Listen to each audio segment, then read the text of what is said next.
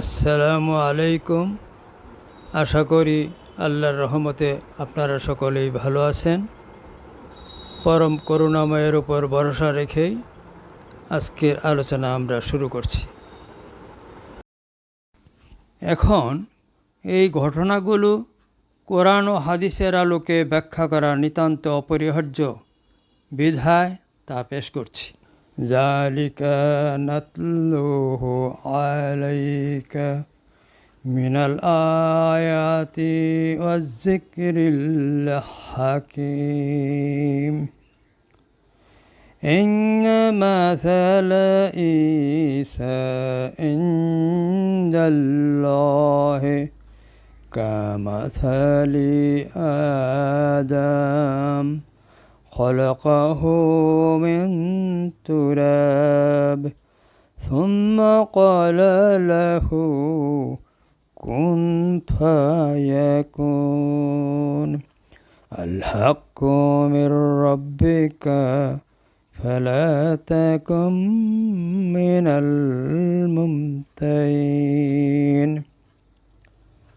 অর্থাৎ যা আমরা আপনাকে রাসূলকে পড়ে শোনাব উহা প্রমাণসমূহের এবং সুচিন্তিত ও প্রজ্ঞাপন্ন বাণীসমূহের অন্তর্ভুক্ত। নিশ্চয় ঈসার আশ্চর্য অবস্থা বা উপমা বা উদাহরণ আল্লাহর নিকট আদমের আশ্চর্য অবস্থান নেয়। আল্লাহ তাকে আদম আলাইসাল্লামকে কাদাযুক্ত পানির বাষ্পীয় অবস্থা তুরাব থেকে সৃষ্টি করেছিলেন, আর তাকে আদম আলাইসাল্লামকে রূহ প্রদানপূর্বক বললেন হয়ে যাও, আর তা হয়ে গেল। এই বাস্তব ঘটনা আপনার প্রতিপালকের পক্ষ থেকে ঘটবে, সুতরাং আপনি সংশয়ীদের অন্তর্ভুক্ত হবেন না। সূরা হজের ৫ নং আয়াতে সূরাটি আল ইমরানের ৫৮ থেকে ৬০ নং আয়াত। সূরা হজের ৫ নং আয়াতে আল্লাহ পাক মানব সৃষ্টির বিভিন্ন উৎসের বর্ণনা দিয়ে মানবজাতিকে পুনরুত্থানের উপর সন্দেহ দূর করতে চেয়েছেন। আল্লাহ পাক বলেন, ইয়া আইয়ুহান নাস ইন কুনতুম ফি রাইবিম মিনাল বা'সি ফাইন্না খালাকনাকুম মিন তুরাব সুম্মা মিন নুতফা ثم من علقة ثم من مضغة مخلقات وغير مخلقات لنبين لكم। সূরা হজের ৫ নং আয়াত। আল্লাহ তাআলা বলতেছেন, হে মানবজাতি, যদি তোমরা পুনরুত্থান সম্বন্ধে সন্দেহে থাকো তবে চিন্তা করো, আমরা তোমাদেরকে সৃষ্টি করেছি তুরাব অর্থাৎ কাদাযুক্ত পানির বাষ্পীয় অবস্থা থেকে, অতঃপর শুক্রবিন্দু থেকে, এরপর নিষিক্ত জননকোষ জরায়ুতে লেগে যায় যা সেই অবস্থা থেকে অর্থাৎ আলাক থেকে, অতঃপর ভ্রূণ অর্থাৎ মাংসপিণ্ড বা নরমাস্থিপিণ্ড থেকে, যা মানবীয় আকার ধারণ করে এবং মানবীয় আকার নিরাকার করে সেখান থেকেও মানবজাতির জন্য প্রমাণসহ ব্যাখ্যা করি বা বয়ান করি অথবা সুপ্রকাশ করি।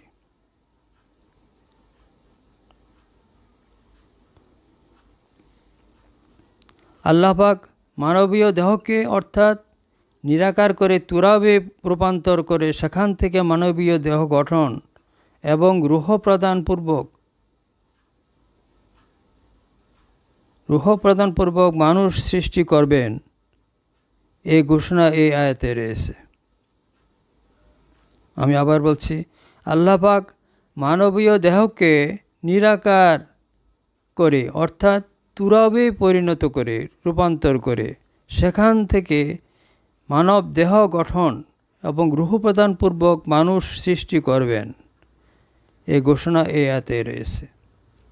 এই কাজটি আল্লাহ পাক নিজে এবং তার ফেরেশতা দ্বারা করতে পারেন, কিন্তু ভবিষ্যতে বয়ান অবশ্যই ফেরেশতা দ্বারা করবেন না, তা করবেন আগত রাসূল ঈসা আলাইহিস সালাম দ্বারাই। তাই তিনি রাসূলকে যুক্ত করে আয়াতে বলেছেন, আমরা যেন বয়ান বা ব্যাখ্যা করি। সূরা আল ইমরানের 58-59 নং আয়াত 2-এ ঈসা আলাইহিস সালামকে সৃষ্টি কাজে আদম আলাইহিস সালামের সৃষ্টির অনুরূপ বলেছেন এবং অর্থাৎ তুরাব থেকে সৃষ্টির অঙ্গীকার করেছেন। উপরোক্ত দুটি সূরায় উল্লেখিত আয়াতের সার কথা এই দাঁড়ালো, ঈসা আলাইহিস সালামকে নিরাকার করে তুরাবে পরিণত করে পুনরায় তাকে সৃষ্টি করা হবে। মানব সৃষ্টিকাজের ব্যাখ্যা প্রদান করে পুনরুত্থানের সন্দেহ দূর করার চেষ্টা করার জন্য ঈসা আলাইহিস সালামের প্রতি নির্দেশ রয়েছে। আল্লাহ পাক আমাকে মোটা ফর্সা প্রায় ওজনহীন দেহ প্রদান করে সেই দেহ পরিপূর্ণ আকৃতিহীন করে তুরাবে পরিণত করে সেখান থেকে পূর্বের মোটা ফর্সা ও ওজনহীন দেহ সৃষ্টি করেছিলেন। তাই আমি ঈসা হবার একটি প্রমাণ। উল্লিখিত আয়াতগুলো পরিপূর্ণতা দেয়া এবং নিজেকে চেনার জন্যই আমার বর্তমান দেহকে পূর্বের ঈসা আলাইহিস সালামের দেহে পরিণত করা হয়েছিল। যেহেতু ঈসা আলাইহিস সালামের ওজনহীন দেহ নিয়ে জলাশয় পার হয়ে যেতে পারতেন, স্পষ্টতই আমার পরিবর্তিত দেহটি ছিল ঈসা আলাইহিস সালামেরই। আমার মুখ দিয়ে কোনো একটি শক্তি কথা বলার কিছু সময় পূর্বে আমি এতটা অসুস্থ কাহিল হয়ে পড়েছিলাম যে আমার চাচির প্রশ্নের উত্তরটা পর্যন্ত দিতে পারিনি। সে শক্তিটি কে ছিলেন? দেখি কোরআন কি বলে। সূরা জিন্নার 26-28 নং আয়াত।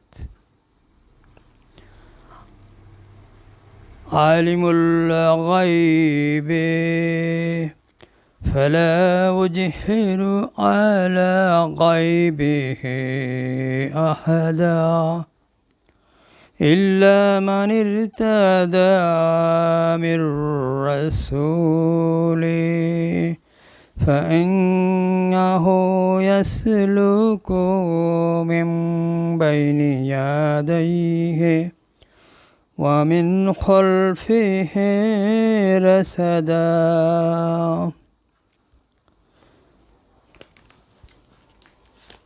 ليعلم أن قد أبلغوا رسالة ربهم وأحاط بما لديهم وأحصى كل شيء عددا।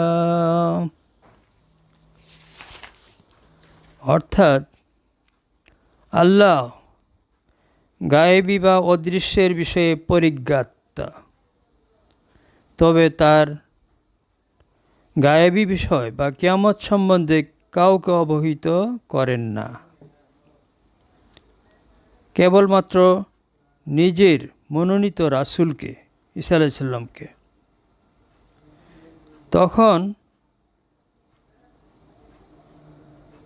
নিশ্চয় রাসূল ধ্যানরত থাকবেন তার অর্থাৎ রাসূলের সম্মুখে ও পশ্চাতে একজন করে প্রহরী ফেরেশতা থাকবে।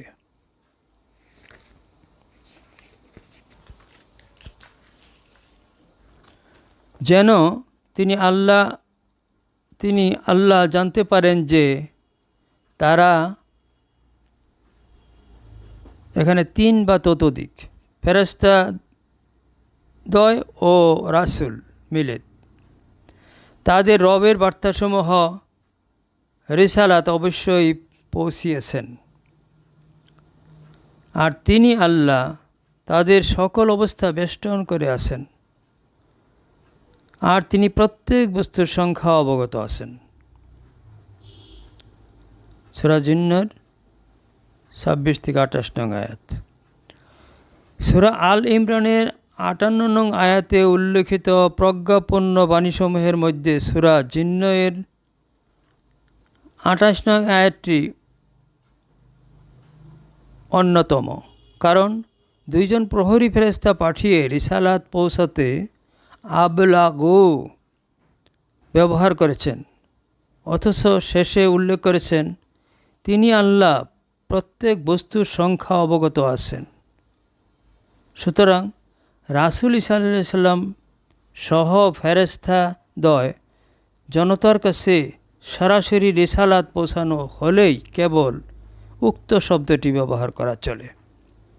আমার ক্ষেত্রে আগত রক্ষক ফেরেশতাদের একজন আমার মুখ দিয়ে উপস্থিত পরশীয় আপনজনদের সাথে কথা বলেছিলেন, সেগুলি ছিল রিসালাত।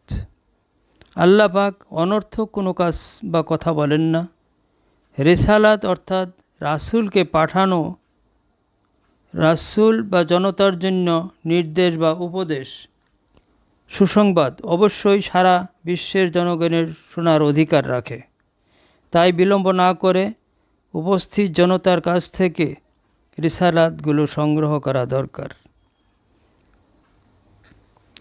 সূরা জিন্নের 28 নং আয়াতে শেষের দিকে বলা হয়েছে আল্লাহ পাক ফেরেশতাদ্বয় এবং রাসূলের সকল অবস্থা বেষ্টন করে আছেন, অথচ আয়াতের শুরুতেই বললেন যেন তিনি জানতে পারেন যে তারা রবের বার্তাসমূহ অবশ্যই পৌঁছিয়েছেন। কথাটির দ্বারা রাসূলের রুহের মেরাজের গুপ্ত ইঙ্গিত রয়েছে। রুহের মেরাজের মাধ্যমে রুহের যে জ্ঞানদান আমাকে করা হয়েছে তা বিশ্বের কোনো মনীষীকেও দান করা হয়নি। ঈসা রুহুল্লাহ হবার এটাই প্রমাণ, অর্থাৎ আমি ঈসা রুহুল্লাহ। তাছাড়া রুহ আল্লাহর সান্নিধ্যে যাওয়ার ভিতর দিয়ে যেন আল্লাহ জানতে পারেন যে তারা রবের বার্তাসমূহ ইতিমধ্যেই পৌঁছিয়েছেন, কথাটুকু পরিপূর্ণ লাভ করেছে। তবে রিসালাত বা রবের বার্তাসমূহ কি কি ছিল তার সবটুকু আমার স্মৃতিপটে ছিল না। ঘটনার 5 বছর পর আমার মাকে জিজ্ঞেস করে জানতে পেরেছিলাম আমি কে, কথাটুকু নাকি বারবার উচ্চারিত হয়েছিল। উপস্থিত জনতার কাছ থেকে রিসালাতগুলো ইন্টারভিউয়ের মাধ্যমে সংগ্রহ ও কনফার্ম হওয়া দরকার। আমার মুখ দিয়ে কোন ফেরেশতা কথা বলেছিল, কোরআন কি বলে? إذ قال الله يا عيسى ابن مريم اذكر نعمتي عليك وعلى والدتك إذ أيدتك بروح القدس تكلم الناس في المهد وكحلا وإذ علمتك الكتاب والحكمة والتوراة والإنجيل।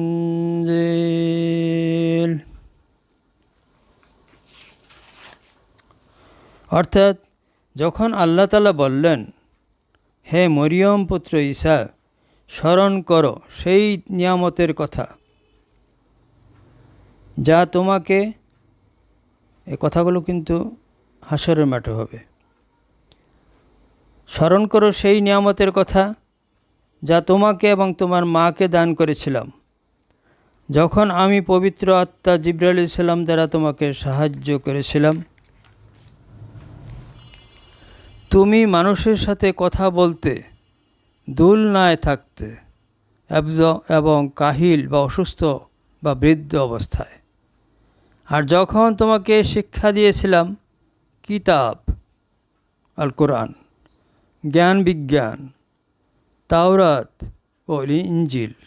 সুতরাং হাসরের মাঠে আল্লাহ পাক ঈসা আলাইহিস সালামকে তার প্রতি আল্লাহর নিয়ামতের কথা উল্লেখ করবেন।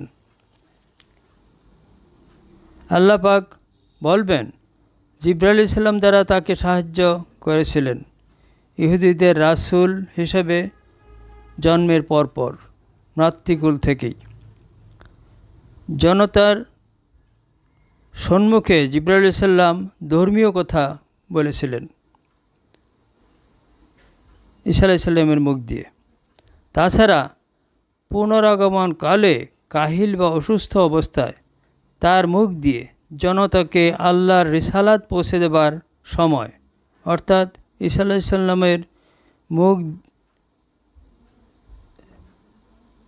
মুখ দিয়ে দুইবার কথা বলেছিলেন। তাছাড়া পূর্বের আগমনকালে আল্লাহ তাওরাত ও ইনজিল কিতাব শিক্ষা দিয়েছিলেন। পুনরাগমনকালে আল্লাহ প্রদত্ত জ্ঞান বলে কোরআন শিক্ষা লাভ করবেন এবং তার বিজ্ঞানী হবারও ভবিষ্যৎবাণী করা হয়েছে। আর সূরা